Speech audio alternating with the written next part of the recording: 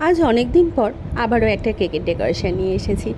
আজ আমি শেয়ার করব যারা কেকের বিজনেস করেন কিভাবে এই অতিরিক্ত গরমে কেকের ক্রিম স্টেবল থাকবে, বা কিভাবে কেকের মধ্যে এত বেশি ব্রাইট কালারটা নিয়ে আসতে পারবে স্বাদ পার্থক্য না করেই।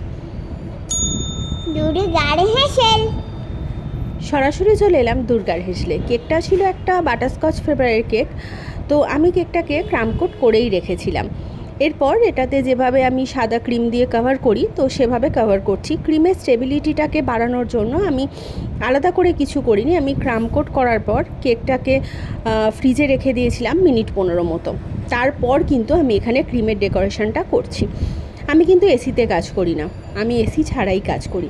তাই কাজ করি আমি রাতের দিকে, যখন টেম্পারেচারটা একটু কম থাকে। তো যারা উইদাউট এসি কাজ করেন তারাও চেষ্টা করবেন রাতের দিকে কাজ করতে। আর কেকের ব্রাইট কালারের জন্য প্রথমে পুরো সাদা ক্রিম দিয়ে কভার করেছি, তারপর অল্প একটু ক্রিমের মধ্যে আমি কালার মিশিয়েছি, যেটা দিয়ে আমি বর্ডার লাইন করে নেব।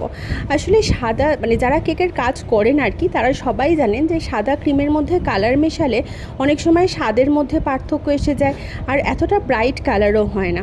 কিন্তু কাস্টমার যখন কোনো অনুষ্ঠানে কেকটা কাটবে, একটু ব্রাইট না হলে তো ভালো লাগে না। এবার সাধারণত আমরা যতদূর জানি লোকাল বেকারিগুলো বোধহয় কেমিক্যাল কালার ইউজ করে, এরকমটাই শুনেছি, কখনো দেখি তো নি। কিন্তু আমরা যে কালারটা ইউজ করি এটা সম্পূর্ণ ফুড কালার, তাই এখানে কালারটা অনেকটাই হালকা হয়ে যায়। সে কারণে এইভাবে যদি কালারটাকে আমরা করি তাহলে কালারটা অনেকটাই ব্রাইট আসে, আর দেখতেও খুব সুন্দর লাগে। তারপর স্প্যাচুলা দিয়ে একটু স্মুথ করে নিলাম, ব্যাস কেকের কালারটা এরকম এসেছিলো। তারপর কেকটাকে আমি ফ্রিজে রেখে দিয়েছিলাম ওভারনাইট। পরের দিন এই ভিডিওটা করেছি। কেমন হয়েছে নিশ্চয়ই জানাবেন।